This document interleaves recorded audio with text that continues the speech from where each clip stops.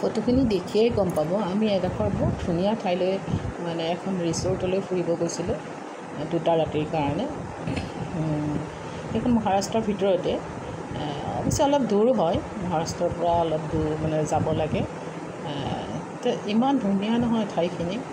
আমি গৈছিলোঁ বেলেগ এখন ঠাইলৈ, কিন্তু তাত মানে যিবিলাক কটেজ আছিলে বহুত বেয়া মানে, সেইকাৰণে আমি সেইটো মনটো সলনি কৰি বেলেগ এখন গুগলত আমাৰ লগত যোৱা ফেমিলিৰ সৰু ল'ৰা এজনে বিচাৰি মেলি ঠিক কৰি দিলে। তাৰপিছত এইখন গৈ পালোঁগৈ। ইমানেই ধুনীয়া ফটোখিনি দেখিছাগৈ গম পাইছে কিমান ধুনীয়া ঠাইখিনি। তেতিয়া মুঠতে এইখিনি আৰম্ভ কৰা বেছি মানে বছৰ হোৱা নাছিলে, বোধ কৰোঁ নতুনেই আছিলে। আমি গৈছিলোঁ 2017 চনত আৰু এতিয়া হৈছে 2025 চন। 2017 চনতেই ৰিসৰ্টখনত ইমান ধুনীয়া বস্তু আছে, আনকি মানে তাত মিনি জু এখনো আছে। আৰু ইহঁতে ইয়াৰ যিবিলাক টুৰিষ্ট আহে, টুৰিষ্টৰ কাৰণে যিবিলাক খানা বনায় চব সিহঁতৰ নিজৰ প্ৰপাৰ্টিৰ ভিতৰৰ হয়। সেইটো হৈছে টালা ফৰেষ্ট হিল মানে নামটো। গুগলত মাৰিলেই গম পাব। ইমানেই ধুনীয়া এইবিলাক দেখিছেনে, দূৰত নদী।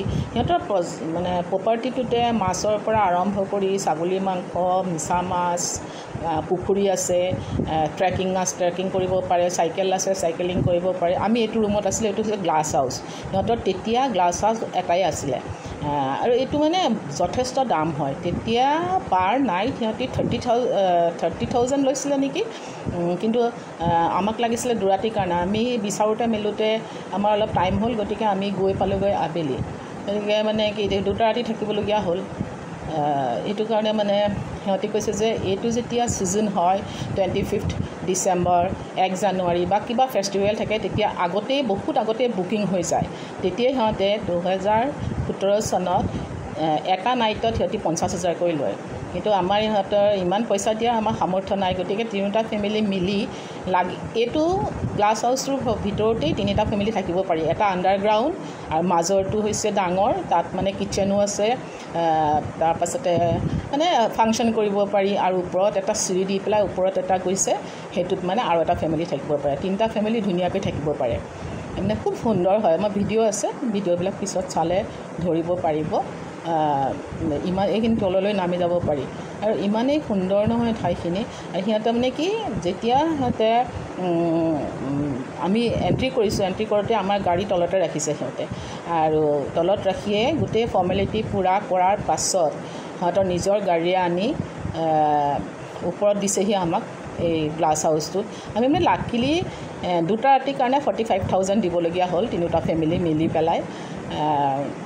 আচলতে সেইটো সময়ত সিহঁতৰ মানে এইটো বুক নাছিলে কাৰণে, খালী আছিলে কাৰণে আমি পালোঁ। আৰু বাকী সিহঁতৰ ট্ৰী হাউচ আছে, মাড হাউচ আছে, উডেন হাউচ আছে, কংক্ৰিট হাউচ আছে, মানে বিভিন্ন ধৰণৰ ডিফাৰেণ্ট কোৱালিটিৰ মানে ঘৰ আছে তাত। কিন্তু এইটো চবতছে তেতিয়া মানে 17 চনত এইটোৱে চবতছে ধুনীয়া আছিলে। আৰু তাৰ ৰাস্তাবিলাকো মানে সিহঁতৰ ইমানেই বস্তু বনাই থোৱা আছে নহয়। সিহঁতৰ এই জংঘলবিলাকত বাঘ ওলাইছিলে। আমি যোৱাৰ 2 দিনৰ আগত সিহঁতে বাঘৰ মাত শুনিছিলে।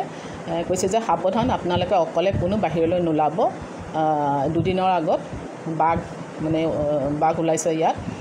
সিহঁতৰ গাড়ীৰে মানে সিহঁতৰ একেবাৰে তলত সিহঁতৰ অফিচ আছে, তাৰপাছতে আৰু ওপৰত উঠি আহি পেলাই সিহঁতৰ ডাইনিং হল, আৰু একেবাৰে ওপৰত এইবিলাক ঘৰবিলাক আছে।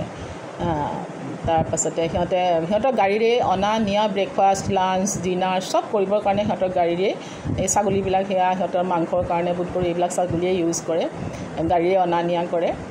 আৰু এবাৰ সোমাই দিয়াৰ পাছত আপোনাৰ মানে একো চিন্তা নাই আৰু। সিহঁতে খোৱা বোৱা চব মুখৰ আগত, গোটেই প্ৰজেক্টটো ফুৰোৱাৰ দায়িত্ব সিহঁতৰ গাড়ীৰে গোটেই প্ৰজেক্টটো ঘূৰাই দেখাইছে, ক'ত কি বনাইছে।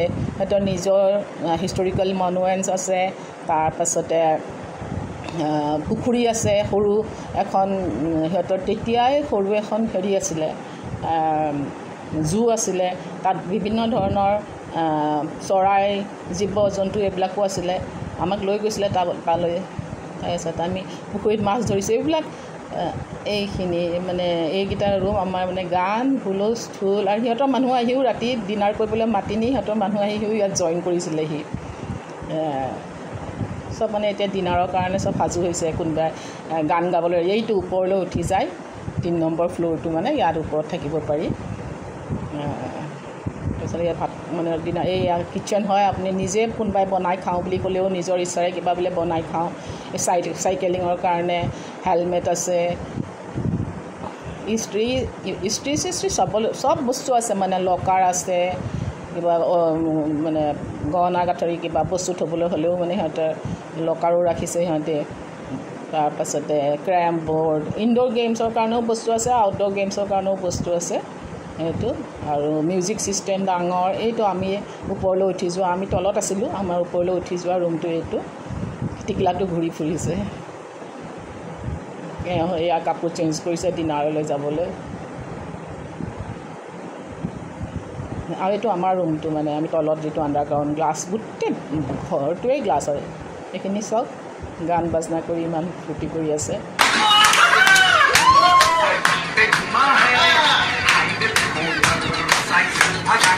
এই ফূৰ্তি কৰাৰ মাজতে সেই নেভি ব্লু পিন্ধি থকাজন আমাৰ মাজৰ পৰা গুচি গ'ল তেখেতে ক'ভিডৰ সময়তে ক'ভিডত মানে 2022ত ক'ভিডতে তেখেতে মানে আমাৰ সকলোকে এৰি থৈ গুচি গ'ল আমাৰ লগত খুব ভাল আছিলে বিৰাট ভাল আছিলে আমাৰ লগত মানে ডেকা ল'ৰা একেবাৰে ডেকা ল'ৰা ল'ৰা ছোৱালী সৰু আছিলে যেতিয়া এয়া মিছেছ তাই হয়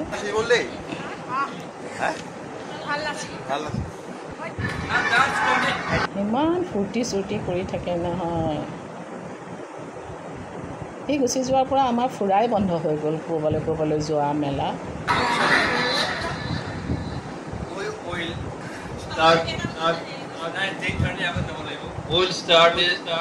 ইমান ফূৰ্তি কৰি আছে চাওকচোন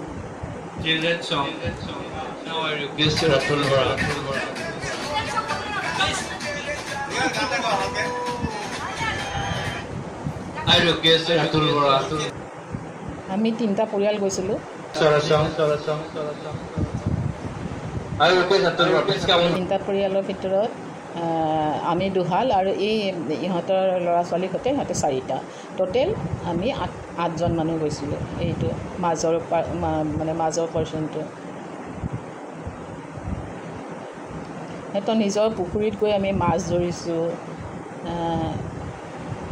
সিহঁতে নিজে নিমখো আনকি মানে নিজৰ প্ৰপাৰ্টিত নিমখো বনায় মানে নিমখো সিহঁতি কিনিবলগীয়া নহয় এইটো ওপৰলৈ যোৱা 3 নম্বৰ ফ্ল'ৰটো ইমান ধুনীয়া নহয় এইটো ট্ৰি হাউচ এইফালে আমি ৰাতিপুৱা ব্ৰেকফাষ্টৰ কাৰণে আমি মানে কি ভাল যে দেখি ঠাইখিনি ধুনীয়া এইফালে ভিতৰেদি এটা মানে ৰাস্তা বনাই থোৱা আছে এই খেৰৰ নিচিনা গছবিলাকৰ ভিতৰতে কেতিয়াবা মানে বাঘ সোমাই থাকে সেইকাৰণে বাৰে পাতে মানা কৰিছিলে আপোনালোকে অকলে কোনো অহা যোৱা নকৰিব আমি সেই ৰাতিপুৱা ব্ৰেকফাষ্ট খাবলৈ ভাল লাগে কাৰণে এইফালেদি শ্বৰ্টকাট হয় সিহঁতক গাড়ী ফোন নকৰি পেলাই আমি নিজেই এইফালেদি খোজকাঢ়ি গৈছিলোঁ ব্ৰেকফাষ্ট কৰিবলৈ খুব ধুনীয়া মুঠতে এতিয়া গুগলত মাৰিলে গম পাব কোনোবা যদি আহিবলৈও বিচাৰে কেতিয়াবা মানে মহাৰাষ্ট্ৰত ফুৰিবলৈ বা ভালকৈ এটা বা 2টা ৰাতি আনন্দৰে ধুনীয়াকৈ সময় পাৰ কৰোঁ বুলি আহিব পাৰে মানে কোনোবা অসম্ভৱ ধুনীয়া হয় সেইটো আমাৰটো তলৰ ফালে আছে এইটো মাজৰটো আৰু একেবাৰে ওপৰতো একেবাৰে চিৰিদি উঠি যাব লাগে এইটো তেতিয়ালৈকে গ্লাছ হাউচ এটাই আছিলে আৰু বাকীবিলাক উডেন হাউচ মাড হাউচ বা ট্ৰি হাউচ তেনেকুৱা কংক্ৰিট তলত আছিলে কংক্ৰিট হাউচ খুব ধুনীয়া প্ৰত্যেকটোৱে আমাক বহুত দেখাইছিলে মানে ঘৰবিলাক মাড হাউচত থাকিব নোৱাৰি এটা অলপ দূৰে কিন্তু এইটোত একেলগে 3টা ফেমিলি সোমাই দিব পাৰি মানে ধুনীয়াকৈ সিহঁতে একদম মানে আৰম্ভণি নিয়াৰ পৰা ৰুমত থোৱাৰ পৰা আৰম্ভ কৰি একদম ৰুম এৰি দিয়ালৈকে সিহঁতি